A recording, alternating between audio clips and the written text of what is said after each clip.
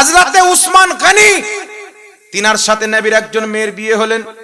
দীর্ঘদিন পর নবী পাকের মেয়ে ইন্তেকাল করলেন। আবার আরেকজন মেয়ের বিয়ে আল্লাহর নবী উসমান গনির সাথে দিলেন। নিজের দুইজন মেয়ের বিয়ে রাসূল পাক একের পর এক হযরতে উসমান গনির সাথে দিয়েছিলেন। মনে রাখবেন, একই সাথে চারটা বিবাহ করে চারটা স্ত্রী রাখা শরীয়তে জায়েজ আছে, তবে দুই বোনকে একসাথে বিবাহ করে রাখা হারাম আছে। কথা বুঝতে পারছেন? এইজন্য আমার নবী একের পর এক বিয়ে দিয়েছিলেন। তো নবীর দুই মেয়েকে বিয়ে করার জন্য আল্লাহর পক্ষ থেকে হযরতে উসমান গনিকে তারিখে দামেস্ক কিতাবের মধ্যে হাদিসটি রয়েছেন, তিনাকে যুন্নুরাইন বলা হলো, দুই নূরের অধিকারী। বলছে দুই নূরের অধিকারী কি করে হলো? বলছে আমার নবী তো নূর, নবী মুস্তাফার বাড়িতে যেই বাচ্চা জন্ম নেয় সেটাও নূরের জন্ম নেয়। আর একটু জোরে হবে না সুবহানাল্লাহ? তো নবীর দুই মেয়েকে বিয়ে করার জন্য উসমান গনি যুন্নুরাইন, দুই নূরের অধিকারী। তো নবীর মেয়ে যদি নূর হয়, যারা নবীকে এখন নূর বলতে অস্বীকার করে, কত রকমের যুক্তি দিয়ে কৌশল দিয়ে নবীকে মাটি প্রমাণ করতে চায়। একজন বলছেন রাসূল খাওয়া দাওয়া করতেন, আমি বললাম আল্লাহ চেয়েছেন নূরকে খাওয়া দাওয়া করিয়েছেন। একজন বলছে রাসূলের রক্ত বেরিয়েছেন, আমি বললাম আল্লাহ পাকের কুদরত, আল্লাহ চেয়েছেন নবী নূর, তবে নবীর নূরের মাধ্যমে রক্ত বের করিয়েছেন। আল্লাহ তাবারাক ওয়া তাআলা চেয়েছেন নবীকে আওলাদ দিয়েছেন। আমার আল্লাহ, আরে নূর তো নূর, আল্লাহ যদি চায় আসমান থেকে বৃষ্টি না বর্ষণ করে শুধু সন্তান বর্ষণ করতে পারে, পারে না? একটু জোরে বলেন, পারে না? আল্লাহ পাকের কুদরত, নলেজ খাটিয়ে কি বলছো? আল্লাহ কুরআন পাকে নবীকে নূর বলেছেন, নবী বলছেন আল্লাহ পাক সর্বপ্রথম আমার নূর তৈরি করেছেন। এখানে মুস্তাফার কথা চলবে, কওরির দালালি চলবে না, কওরির যুক্তি চলবে। এবার চলে আসেন পৃথিবীর মুসলমান। আল্লাহ বলছেন নবী তুমি বলো কোনো বদলা চাই না, কিন্তু আমার আহলে বাইতের মহব্বত চাই। তাহলে কোরআন পাক থেকে কি বোঝা গেল? নবীর আহলে বাইতকে মহব্বত করা ফরজে আইন, ঈমানের অংশ। তারপর রাসূল পাক সাল্লাল্লাহু আলাইহি সাল্লাম কি বলছেন? রাসূল পাক বলছেন আল্লাহ আমি হুসাইন ও হাসানকে মহব্বত করি, তুমিও তাদেরকে মহব্বত করো। যারা হাসান ও হুসেনকে মহব্বত করবে তুমি তাদেরকেও মহব্বত করো। রাসূল পাক সাল্লাল্লাহু আলাইহি সাল্লাম বলছেন আল হুসাইনু মিন্নি ওয়া আনা মিনাল হুসাইন, আমি হুসাইন থেকে, হুসাইন আমার থেকে। রাসূল পাক সাল্লাল্লাহু আলাইহি সাল্লাম বলছেন জান্নাত, জান্নাত এত খুশি হলো যে ইমামে হাসান ইমামে হুসেনকে জান্নাতের দুলহা বানিয়ে দেওয়া হয়েছে। জান্নাত আনন্দেতে ঝুমছে, আনন্দেতে ঝুমছে। জিজ্ঞাসা করা হলো জান্নাত তুমি ঝুমছো কেন, আনন্দিত কেন? তো জান্নাত বলছে যে আমি হচ্ছি হাসান ও হুসেনের দুলহান, হাসান হুসেনের দুলহান, তাই আমি আনন্দ প্রকাশ করছি, আনন্দে ঝুমছি। এই পৃথিবীর মুসলমান, ইমামে হাসান হুসেনকে আমার নবী কত ভালোবাসতেন, সুবহানাল্লাহ। আল্লাহর নবী মুস্তাফা ইমামে হাসান হুসেনকে কত মহব্বত করতেন। নবী আমার সাজদাতে যেতেন, নবীর পিঠে হুসেন চেপে যেতেন, যতক্ষণ না নামতেন নবী সাজদা থেকে মাথা তুলতেন না। আল্লাহর নবী ঘোড়ার মতন হয়ে যেতেন, আর নবী মুস্তাফার পিঠের উপরে ইমামে হুসেন সাওয়ার হয়ে যেতেন। আল্লাহর নবী দুই কাঁধে বসিয়ে রাখতেন, নিজের বগলের মধ্যে রেখে চাদর দিয়ে ঢেকে রাখতেন। একজন সাহাবী বলছেন নবী পাকের দরবারে গেলাম, আল্লাহর নবী চাদর গায়ে দিয়ে আছেন, দরওয়াজা খুললেন তো আমি বুঝতে পারলাম নবীর দুই বগলে দুটা ছেলে আছে, একটার নাম হচ্ছে হুসেন আর একটার নাম হচ্ছে হাসান। কত মহব্বত করতেন। যারা হাসান ও হুসেনকে কষ্ট দেয়, রাসূল পাক বলছেন সে আমাকে কষ্ট দেয়। কিন্তু কারবালার ময়দানে পৃথিবীর মুসলমান ইয়াজিদকে যারা ভালো বলতে চায়, আমি ইয়াজিদের ইতিহাস আপনাকে একটু বলে দিচ্ছি। কিতাবটির নাম হচ্ছে আল বিদায়া ওয়ান নিহায়া। এই কিতাবের মধ্যে ইমাম ইবনে কাসির লিখেছেন, কিতাবটির নাম হচ্ছে তারিখে তাবারি। এই কিতাবের মধ্যে ইমাম তাবারি লিখতেছেন, তারিখে দামেস্কের মধ্যে লিপিবদ্ধ রয়েছেন আরো অনেক ঘটনা। তারিখুল কবির, তারিখুল খুলপার মধ্যে ইমাম জালালউদ্দিন সিউতি উল্লেখ করেছেন ইয়াজিদের হাতে সাহাবা এবং তাবেঈ বেইত হয়ে মদিনা শরীফ এসে এলান করলেন, আমরা ইয়াজিদের বেইতকে ভঙ্গ করছি, কারণ ইয়াজিদকে দেখলাম দামিশকের মাটিতে সে দারু পান করে, নামাজকে ছেড়ে দেয়, 4টা 5টা 10টা করে মহিলা নিয়ে থাকে, কুকুর বান্দরের সাথে খেলাধুলা করে। এই পৃথিবীর মুসলমান। আল বেদায়া ওয়ান নেহার মধ্যে লেখা আছে ইয়াজিদ কাবা ঘরে আগুন লাগিয়েছিল।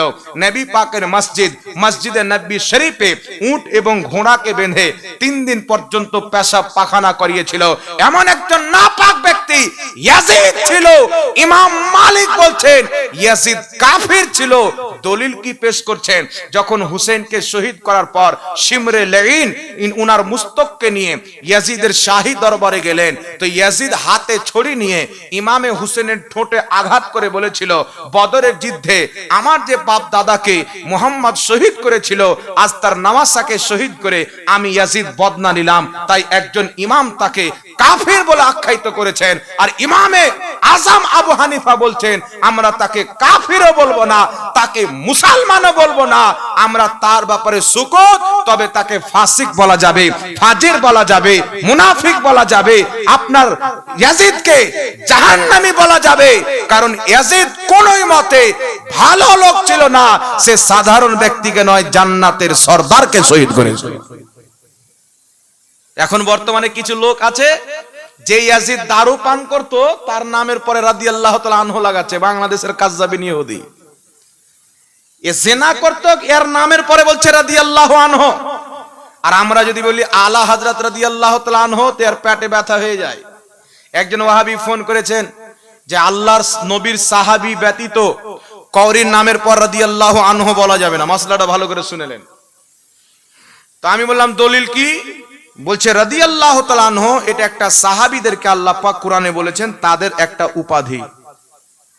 তো আমি বললাম আল্লাহ যখন কোরআন পাকে ইয়া আইয়ুহাল্লাযীনা আমানু বলেছেন, ঈমানদার বলেছেন, তখন তো আমরা ছিলাম না, ওটা তো সাহাবীকে বলেছেন। তো সাহাবীকে রাদিয়াল্লাহু আনহু বলার জন্য যদি পৃথিবীর বড় বড় ওলিকে রাদিয়াল্লাহু আনহু না বলা যায়, তো সাহাবীকে আল্লাহ ঈমানদার বলেছেন। তুমি নিজেকে ঈমানদার নয়, আজকে থেকে বেঈমান বলো না, কি বলেন? যখন কোরআন অবতীর্ণ হয় তখন তো সাহাবী ছিল, আমরা কি ছিলাম?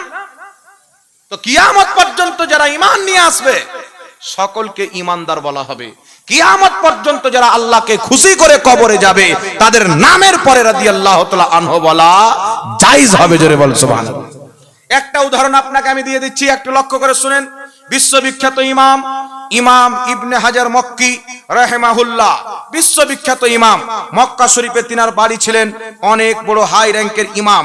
তিনি নিজের কিতাবের মধ্যে কি লিখেছেন? কিতাবটির নাম হচ্ছে আপনার আল মিনহাজুল কাবিন, পৃষ্ঠা নাম্বার 254।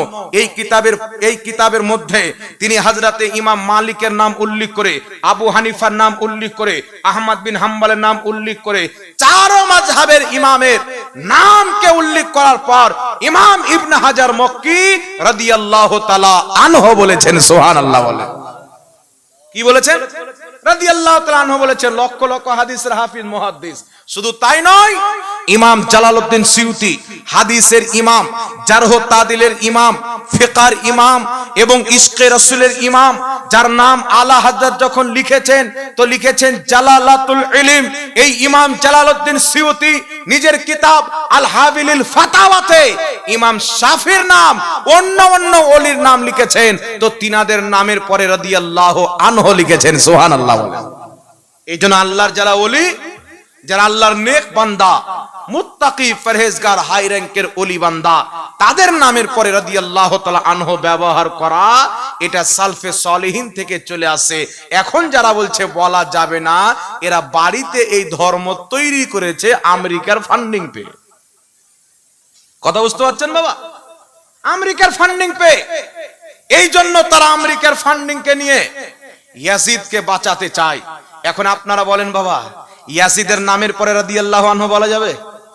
এই শুনেন, ইয়াজিদ 3 দিন পর্যন্ত তার সিপাহীদেরকে, তার ফোর্সদেরকে বলেছিল মদিনা তোমাদের জন্য 3 দিন পর্যন্ত হালাল করে দিলাম।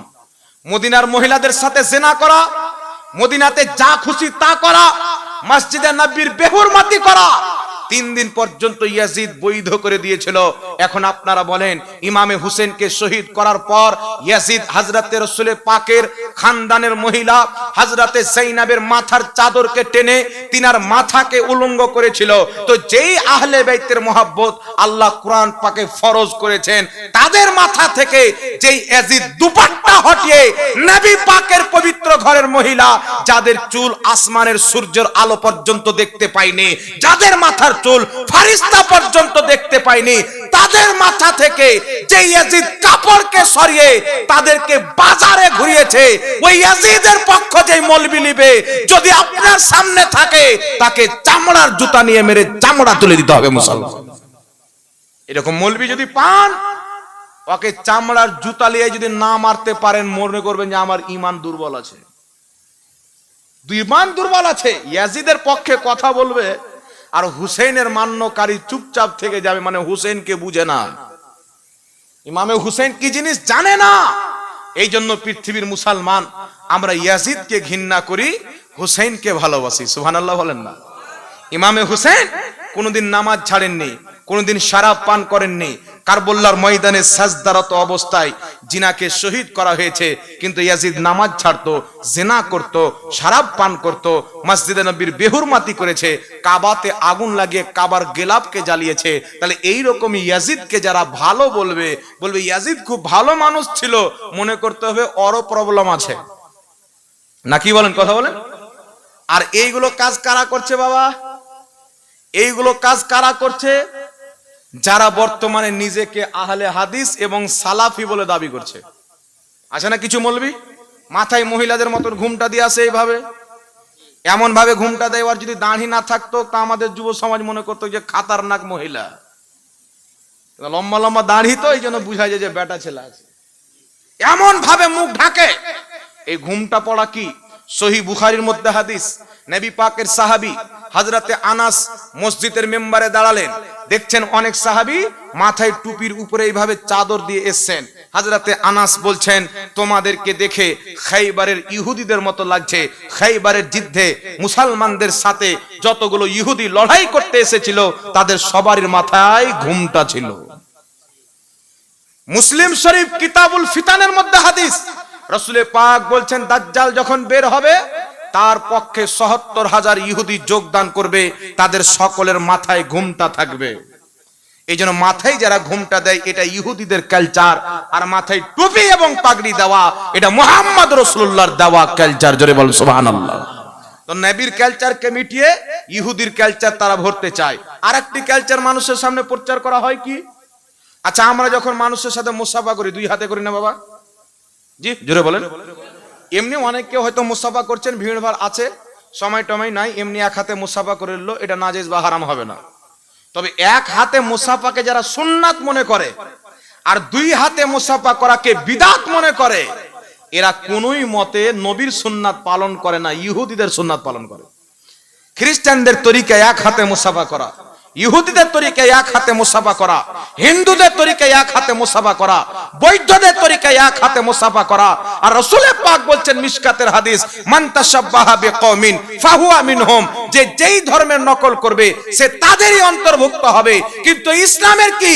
বুখারী শরীফের মধ্যে হাদিস নাম্বার 6265, আব্দুল্লাহ ইবনে মাসউদ বলছেন, আল্লাহর নবী মুস্তাফা আমাকে তাশাহুদ শিক্ষা দিলেন, তো নবী মুস্তাফা আমার সাথে 2 হাতে মুসাফা করলেন।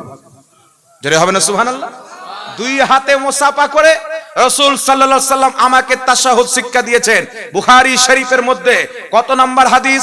6265 নাম্বার হাদিস। আর বাংলাদেশে কিছু দাড়িওয়ালা শয়তান বেরিয়েছে, বলছে 2 হাতে মুসাফা করা বিদআত। নবী যে 2 হাতে মুসাফা করেছেন, এরা বলছে 2 হাতে মুসাফা করা বিদআত। নবী ফরজ নামাজের পর দোয়া করেছেন, হাত তুলে, আমি 11টি হাদিস পেয়েছি, সাহাবায়ে কেরাম সবাই মিলে হাত তুলে দোয়া করেছেন। অসংখ্য হাদিস আমাদের নিকটে আছে, মুহাদ্দিসদের কিতাবের দলিল আছে, ফকিহদের কিতাবের দলিল আছে। কিন্তু বর্তমানে কিছু লোক বেরিয়েছে বলছে ফরজ নামাজের পর হাত তুলে দোয়া করা যাবে না। এরকম লোক মার্কেটে আছে না নাই ভাই? কথা বলেন, আছে না নাই? কিয়ামতের সকাল পর্যন্ত কোন মৌলবি ফরজ নামাজের পরে হাত তুলে দোয়া করাকে বিদাত যদি প্রমাণ করতে পারে আমি তার সারা জিন্দেগি গোলামি করতে প্রস্তুত আছি, তাকে মুহ মাঙ্গা ইনাম দেওয়া হবে। আর কিয়ামতের সকাল পর্যন্ত কেউ প্রমাণ করতে পারবে না যে ফরজ নামাজের পর দোয়া করা যাবে না। আলহামদুলিল্লাহ, আমরা সুন্নি নিজেকে কেন বলি? নবীর সুন্নাতে চলনেওয়ালা আল্লাহর নবী ফরজ নামাজের পর হাত তুলে দোয়া করেছেন, করতে বলেছেন। এই মর্মে আমার মতন ছোটখাটো মৌলবি 11টি হাদিস পেয়েছে, জোরে বলতে হবে সুবহানাল্লাহ। কটা হাদিস বাবা? 11টি হাদিস। মাত্র 2টি হাদিস আপনাকে বলে দিই। মুজামুল কাবির তাবরানির মধ্যে হাদিস, ইমাম হাইসামি মাজমাউজ জাওয়াইদে উল্লেখ করে সহিহ বলেছেন। কি সহিহ বলেছেন? বলছে রিজালুহু সিকাত, এই হাদিসের সমস্ত বর্ণনাকারী সহিহ। আব্দুল্লাহ বিন জুবাইর বলছেন, একজন ব্যক্তিকে দেখছেন নামাজের মধ্যে হাত তুলে দোয়া করছেন। আব্দুল্লাহ বিন জুবাইর বলছেন, নামাজের মধ্যে হাত তুলে রাসূল পাক দোয়া করতেন না, নামাজ যখন শেষ করতেন 2 হাত তুলে নবী দোয়া করতেন। সুবহানাল্লাহ বলেন। আরেকটি হাদিস আমালুল ইয়াউমি ওয়াল লাইল কিতাবের মধ্যে ইমাম ইবনু সুন্নি উল্লেখ করেছেন সনদ সহ, রাসূল পাক বলছেন, প্রত্যেক ফরজ নামাজের পর তোমরা সবাই হাত তুলে দোয়া করো। একটু জোরে হবে না সুবহানাল্লাহ? তো প্রত্যেক ফরজ নামাজের পর হাত তুলে দোয়া নবী করতে বলেছেন। আমার নবী নিজে দোয়া করেছেন। আল বেদায় ওয়ান নেহার মধ্যে হাদিস, সাহাবায়ে কেরাম আলা বিন হাজরামি সমস্ত সাহাবীকে নিয়ে ফরজ নামাজের পরে দোয়া করেছেন। সুতরাং ফরজ নামাজের পর যারা হাত তুলে দোয়া করে তারা নবীর শরীয়তকে মানে, আর যারা বিদআত নাজায়েজ মনে করে পালিয়ে যায় এরা আবু জেহেল, উতবা, শাইবার শরীয়তকে মানে, শয়তানের শরীয়তকে মানে, ইহুদি খ্রিস্টানদের শরীয়তকে মানে। এই জন্য খবরদার মুসলমান, ব্যাপকভাবে কিছু টুপিওয়ালা দালাল বেরিয়েছে মার্কেটে, ইহুদি ইসরায়েলকে ডিফেন্ড করতে চায়, তাদের দালালি করে নবীর ইসলাম মিটিয়ে ইহুদির ইসলাম মানুষের মধ্যে ভরতে চায়। আল্লাহ তাদেরকে হেদায়েত দান করুক, সকলে পড়ুন আল্লাহুম্মা আমিন। যাই হোক ব্রাদার ইসলাম, অনেকটি প্রশ্ন এসেছেন। এই প্রশ্নটির উত্তর দেওয়ার পূর্বে একটা কথা আপনাকে বলি, মুহররমুল হারাম উপলক্ষে কি করবেন, কেমন করে পালন করবেন? বলবো না ছেড়ে দেবো? জি বলবো। মুহররমুল হারাম উপলক্ষে মনে করবেন পবিত্র মুহররমুল হারামের 10 তারিখ, এই যে তারিখটা, এটা সম্পূর্ণ দুঃখেরও তারিখ নয়, সম্পূর্ণ খুশির তারিখও নয়। এই মহিনার 10 তারিখে অনেক আনন্দময় ঘটনাও ঘটেছে, আবার অনেক দুঃখজনক ঘটনাও ঘটেছে। ইমামে হুসেন 10 মুহররমে শহীদ হয়েছেন, দুঃখের কথা কিনা? আর এই 10 মুহররমে হযরতে নূহ আলাইহিস সালামের কাস্তি জুদি নামক পাহাড়ে লেগেছেন, এটা খুশির খবর, আনন্দের খবর। মুসা আলাইহিস সালামকে আল্লাহ পাক সমুদ্রের মাঝে রাস্তা দান করে পার করিয়ে দিয়েছেন, ফিরআউনকে ডুবিয়ে মেরে দিয়েছেন, এটাও খুশির খবর। তো অনেক ভালো ঘটনাও ঘটেছেন। যেমন হযরতে ইউনুস আলাইহিস সালাম মাছ যেদিন 40 দিন পর ইউনুস নবীকে পেট থেকে বের করেন, ওটাও মুহররমের 10 তারিখ ছিল। তো অনেক ভালো ভালো ঘটনা ঘটেছেন এবং দুঃখের ঘটনা ঘটেছেন। ইমামে হুসেনের শাহাদত, যেদিন ইমামে হুসেন শহীদ হয়, আমার আপনার নবী সাল্লাল্লাহু আলাইহি সাল্লাম কারবালার ময়দানে হাজির হয়েছিলেন। নবী পাক সাল্লাল্লাহু আলাইহি সাল্লামের হাতে একটা শিশি ছিল, তার মধ্যে মাটি ছিল রক্তে ভরা। একজন জিজ্ঞাসা করলেন, হুজুর আপনার হাতে মাটি রক্তে ভরা কেন, আর আপনার শরীরে কেন মাটি লেগে আছে, ধুলাবালি? রাসূল পাক বললেন, এক্ষুনি আমি কারবালার ময়দানে গিয়েছিলাম, আমার হুসেনকে শহীদ করে দেওয়া হয়েছে। কত কষ্ট পেয়েছেন আমার আপনার নবী, যেই হাসান হুসেনকে মহব্বত করতেন জান চাইতেও বেশি। এই জন্য পৃথিবীর মুসলমান মুহররমুল হারামের নামে ঢোল বাজানো যাবে? এই জোরে বলেন যাবে? আচ্ছা, আমার নবী কি করতেন, আমরা কি করি? রাসূল করিম সাল্লাল্লাহু তাআলা আলাইহি ওয়া আলিহি ওয়াসাল্লাম মক্কা হিজরত করে যখন মদিনা গেলেন, মদিনা শরীফের মাটিতে রাসূল পাক দেখছেন ইহুদিরা রোজা রাখছে মুহররমুল হারামের 10 তারিখে। সাহাবায়ে কেরাম কে রাসূল জিজ্ঞাসা করছেন, ইহুদিরা রোজা কেন রাখে? তো ইহুদিদের বক্তব্য হচ্ছে, আমরা এই জন্য রোজা রাখি, এই দিনে মুসা আলাইহিস সালামকে আল্লাহ পাক সমুদ্রের মাঝে রাস্তা দান করে পার করেছিলেন, ফিরআউনকে গার্ক করে দিয়েছিলেন, ডুবিয়ে দিয়েছিলেন। তাই আমরা আনন্দ হয়ে মুহররমুল হারামের 10 তারিখে রোজা রাখি। রাসূল পাক বলেন, মুসা নবী তো আমাদের ভাই, আমরা তো মুসা নবীর মান্যকারী, তো আমরাও রোজা রাখবো। নবীও বললেন, তোমরাও রোজা রাখো। রাসূল পাক বললেন, আমরা যদি আগামী বছর বাঁচি তাহলে 2টি রোজা রাখবো। আর সহিহ ইবনে খুজাইমার মধ্যে হাদিস, হযরত আব্দুল্লাহ ইবনে আব্বাস সবাইকে বলতেন, মুহররমুল হারামে তোমরা 2টি রোজা রাখো, 9, 10 নচেত 10, 11। কথা বুঝতে পারছেন বাবা? 2টি রোজা সাহাবায়ে কেরাম রাখতেন। নবী পাক রাখার কথা বলেছেন, তিনিও নিজে রোজা রেখেছেন। এই জন্য মুহররমুল হারামে রোজা রাখা এটা রাসূলুল্লাহর তরিকা। রোজা রেখে মুহররম পালন করা এটা নবী এবং সাহাবার তরিকা। আর এই মুহররমুল হারামের নামে ঢোল বাজা যাবে, কথা বলতে হবে, তাজিয়া বের করা যাবে, আপনার হাফ প্যান্ট পরে গলি গলি ঢোল খেলা যাবে, আর মুহররমের নামে মেলা লাগানো যাবে। কিছু লোক মুহররমের নামে, মুহররমের 40 নামে ঢোল খেলা বের করে, তাজিয়া বের করে, কাওয়ালি করে। এই সমস্ত জিনিস হচ্ছে নাজায়েজ এবং হারাম। মুহররমুল হারামে বেশি করে নেকির কাজ করেন। মুহররমুল হারামে কমপক্ষে 2টি রোজা রাখেন। মুহররমুল হারামে খাওয়া দাওয়ার ব্যবস্থা করে মানুষকে খাবার খাওয়ান, ধনী ব্যক্তিকে খাওয়ান, গরিব ব্যক্তিকে খাওয়ান, খিচুড়ি খাওয়ান, পোলাও খাওয়ান, মাংস ভাত খাওয়ান।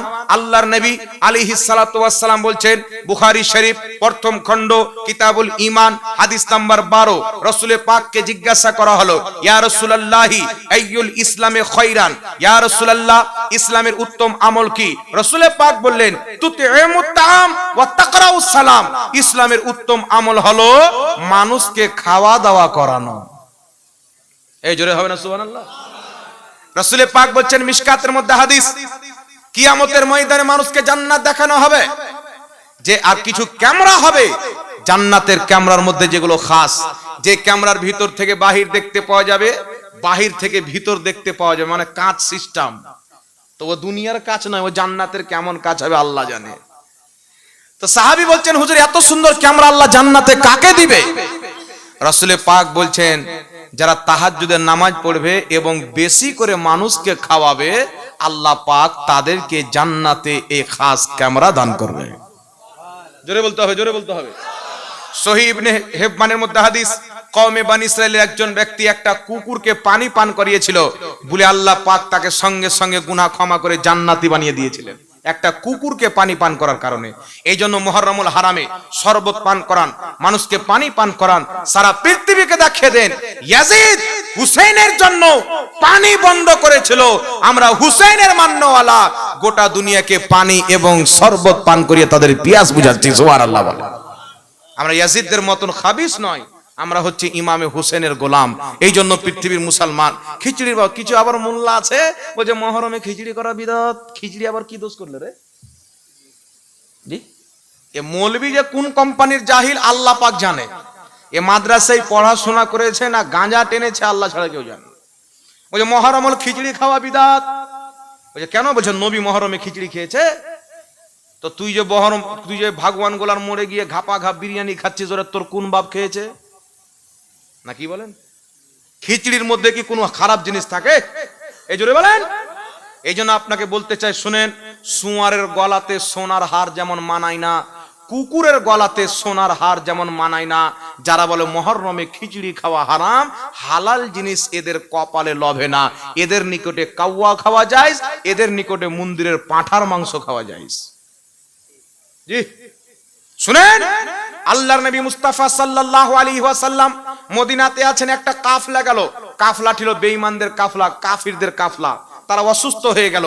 রাসূল পাক বলেছেন, মদিনার আবহাওয়া, মদিনার পরিবেশ মুনাফিকরা সহ্য করতে পারবে না।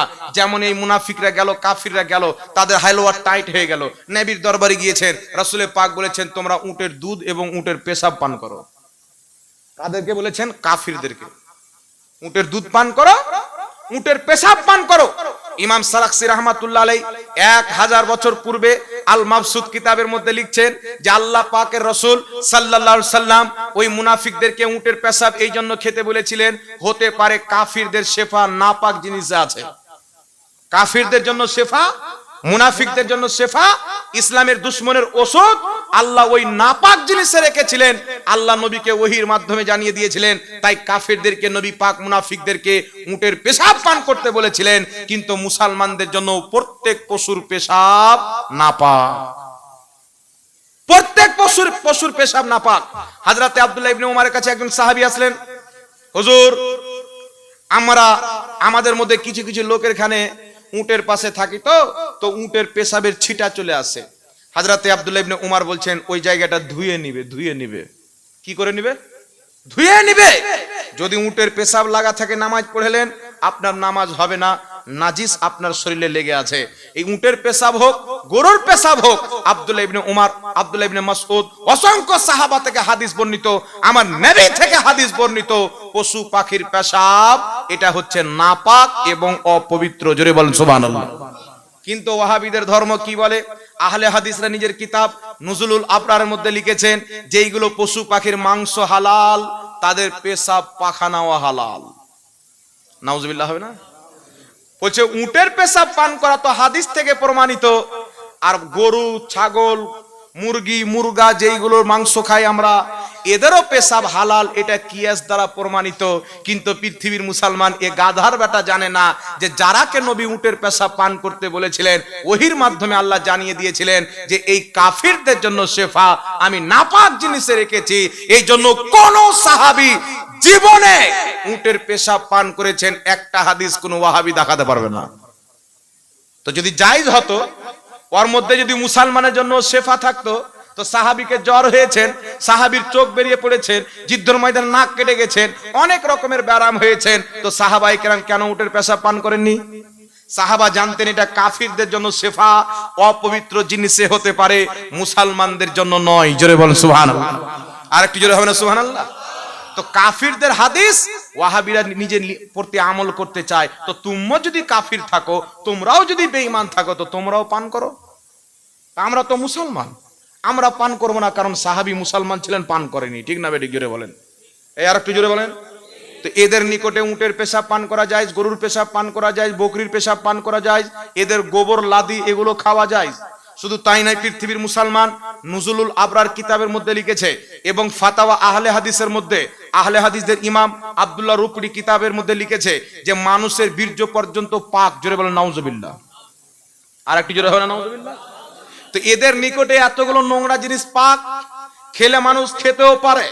আর দেওবন্দীদের কিতাব ফাতাওয়া রশিদের মধ্যে লিখেছে মন্দিরের প্রসাদ, মন্দিরের পরাঠা, এই সবগুলি মুসলমানদের জন্য খাওয়া যায়।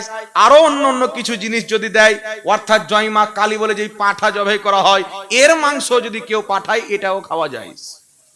কিন্তু আল্লাহ বলছেন কোরআন পাকে, যে জানোয়ার জবাই করা আমার নামে হয় না, ওর মাংস খাওয়া মুর্দার মুসলমানদের জন্য হারাম। তো হারামকে এরা বানিয়ে নিয়েছে হালাল। তো মন্দিরের প্রসাদ তোমরা খাও, ইমাম হোসেনের ইসালে সওয়াবের খিচড়ি আমরা খাই। ঠিক না বেঠিক? জোরে বলেন। এই জন্য খবরদার, এ মুদ খানেওয়ালা, পায়খানা খানেওয়ালা, কাছুয়া খানেওয়ালা, গুই সাপ। মশলাটা বলে দি, বুখারী শরীফের মধ্যে একটি হাদিস আছেন। তো রাসূল পাকের সামনে সাহাবায়ে কেরাম মাংস নিয়ে আসলেন। তো আল্লাহর নবী তুলে খেতে যাবেন, সাহাবী বলছেন হুজুর এটা গুই সাপের মাংস, সান্ডা যাকে বলা হয়, নাকি বাংলাদেশ সান্ডা বলে না?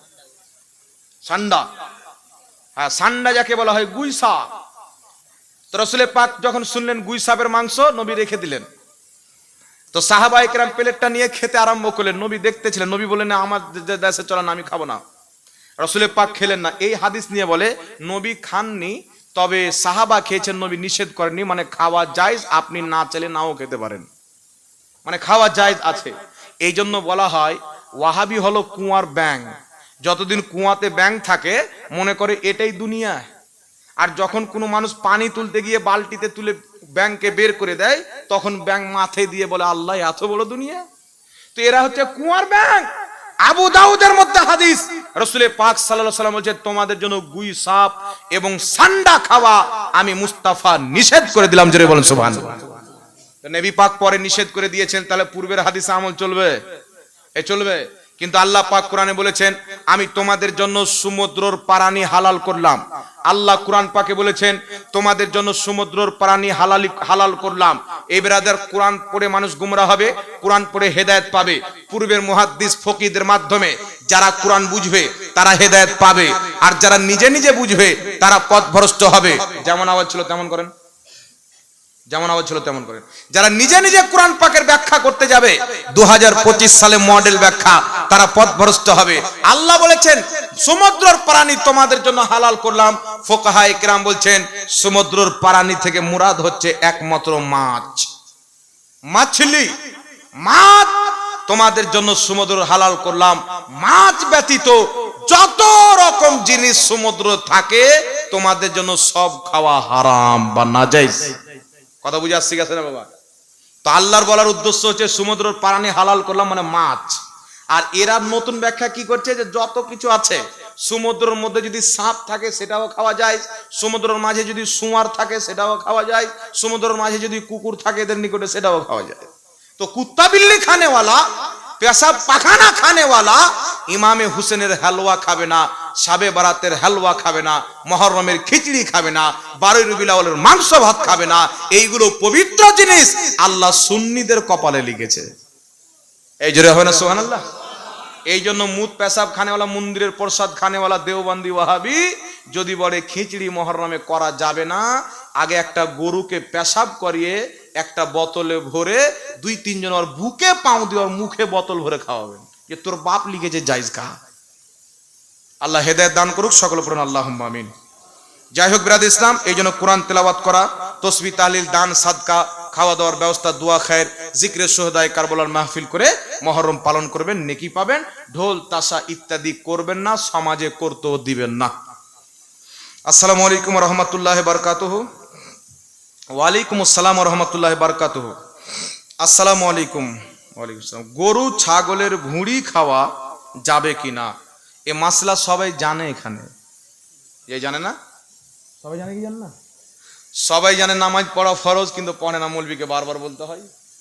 তো সবাই জানে ভুঁটি খাওয়া শরীয়তের নিষেধ, কিন্তু বারবার বলতে হয়। এই ভুঁটি খাওয়ার পিছনে সবচাইতে বড় অনুদান হচ্ছে আমার মা বোনদের।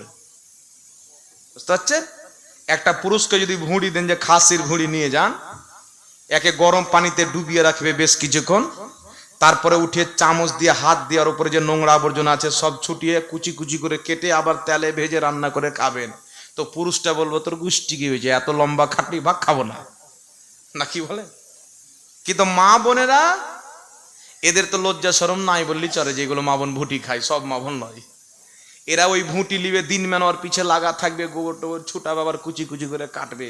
আল্লাহ এত সুন্দর গরুর রিড়ের হাড্ডি, সিনার হাড্ডি যাকে বলা হয়, কলিজা, সিনার হাড্ডি, হাত পাও, মাংস গোটা ছাগল দিয়ে দিয়েছেন। আর এগুলো মাংস ছাড়া যে ভুঁটি খাবে, ওর মতন কপাল পুড়ি কেউ আছে? এই জোরে বলেন, আছে? পেশাবের থলি খাওয়া হারাম, কারণ তাতে পেশাব থাকে অপবিত্র। অনুরূপ ভাবে ভুঁটি খাওয়া মাকরুহে তাহরিমি নাজায়েজ, কারণ তার মধ্যেও নোংরা থাকে। কথা বুঝছে?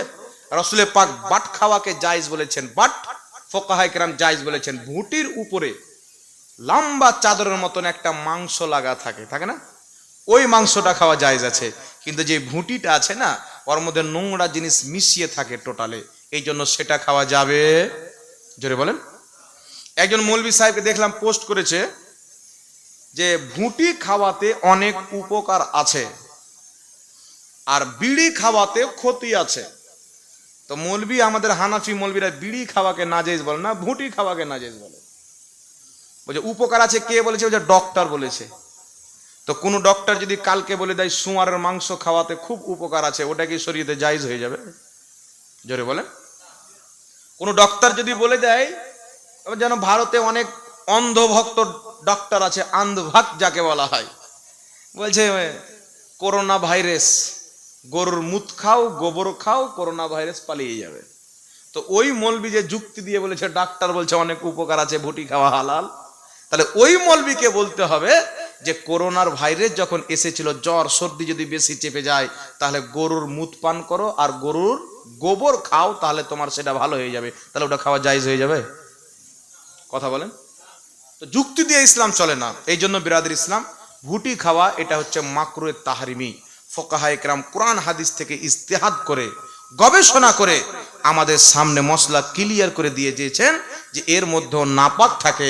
যেমন পেশাবের থলিতে পেশাব থাকার কারণে ওই থলি খাওয়া জায়েজ নয়, তেমন ভুটিতেও অপবিত্র জিনিস থাকার কারণে ওই ভুটি খাওয়াও জায়েজ নাই। কথা বুঝতে পারলেন? এখানকার মা বোনদেরকে বলবো, যারা ভুটি খাচ্ছেন, হয়তো মাংস কেনার পয়সা নাই নাকি? কথা বলেন। পয়সা আছে তবুও খাচ্ছে, কি যে টেস্ট পেয়েছে। খাবেন না মা বোনরা, খবরদার।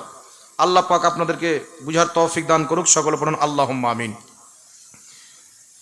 বিয়ে না কি আছে এটা, বিয়ে বা খানা উপলক্ষে, বিয়ে বা খাতনা উপলক্ষে ঢোল তাবলা বাজানো যাবে কি না? ঢোল তাবলা যদি কোনো বিয়ের অনুষ্ঠানে, বিয়ের বাড়িতে ঢোল বাজায়, ডিজে বাজায়, গান বাজায়, তার বাড়ি দাওয়াত কবুল করে খাওয়া দাওয়া করতে যাওয়া যাবে না, তার বাড়ি রান্না করতে যাওয়া যাবে না, তার বিয়ে বাড়ি দেখতেও যাওয়া যাবে না, কারণ ওখানে হারাম কাজ হচ্ছে। কথা বুঝতে পারলেন? এই কথা বুঝতে পেরেছেন? আপনারা কি চান যে আমাদের সমাজ থেকে, বিয়ে বাড়ি থেকে ডিজে উঠে যাক? কে কে চান হাত তুলেন তো। আর কিছু লোক আছে এরা বলছে না ডিজে তো চলবে। চান তো? একটা কথার উপরে আমল করবেন, আমার জন্য নয়, আল্লাহ আল্লাহ রসুলের জন্য। কি কথায় আমল করবেন? যেই বাড়িতে ঢোল তাজবালা ডিজে বাজাবে বিয়ে বাড়িতে, সেই বাড়িতে যদি আপনাকে 1 মাস পূর্বে দাওয়াত দিয়ে যায়, দেখছেন ঢোল বাজাচ্ছে, তাবলা বাজাচ্ছে, তবু আপনি দাওয়াত খেতে যাবেন না, কারণ সেখানে হারাম কাজ হচ্ছে। আপনি গেলে ঢোলের আওয়াজ আসবে, গানের আওয়াজ আসবে। নবী পাক সাল্লাল্লাহু আলাইহি ওয়াসাল্লাম যখন কোনো গান বাজনার আওয়াজ শুনতেন, নিজের 2 কানে আঙুল দিয়ে দিতেন। তাহলে ওই আওয়াজ শোনা জায়েজ না নাজায়েজ? হালাল না হারাম? জোরে বলেন। এই জন্য কোনো বিয়ের বাড়িতে যদি ঢোল বাজায়, তাবলা বাজায়, তাহলে সেই বাড়িতে দাওয়াত খেতে যাওয়া যাবে না, রান্না করতে যাওয়া যাবে না। যদি আপনার সমাজ থেকে হাঁড়ি লোটা চাই, হাঁড়ি বাসনও দেওয়া যাবে না। তার বাড়ি বিয়ে এসে তার গাড়ি যদি আপনার গলিতে খাড়ো করে, গলিতে গাড়িও খাড়ো করতে দিবেন না, কারণ ওটা মুসলমানের বিয়ে নয় তো, ওটা খ্রিস্টানের বিয়ে হচ্ছে। মুসলমানের বিয়ে হচ্ছে, রাসূল বলছেন আন নিকাহু মিন সুন্নতি, বিয়ে করা আমি নবীর সুন্নাত। আর যেই বাড়িতে বিয়েতে ডিজে বাজনা, গান ড্যান্স হবে, তাবলা বাজবে, ওটা কি নবীর সুন্নাত না খ্রিস্টানের তরিকা? এই কথা বলেন, নবীর সুন্নাত না খ্রিস্টানের তরিকা? তো আপনি যদি আপনার ছেলে মেয়ের বিয়েকে ইহুদির তরিকায় পালন করতে চান, খ্রিস্টানের তরিকায় পালন করতে চান, হিন্দুর তরিকায় পালন করতে চান, আপনি গান বাজাবেন। আর যদি বলেন আমি মুসলমানের তরিকায় বিয়ে দেবো, তাহলে নবীর সুন্নাতে আমল করতে হবে, গান বাজনা বাজানো যাবে না। বলেন না ইনশাআল্লাহ বাজাবো না? সবাই হাত তুলে বলেন ইনশাআল্লাহ বাজাবো না। খাস করে যুবক ভাইরা, এরা আবার বিয়ে করবে তো 4 দিন আগে ডিজে আসবে, বুঝতে পারছেন?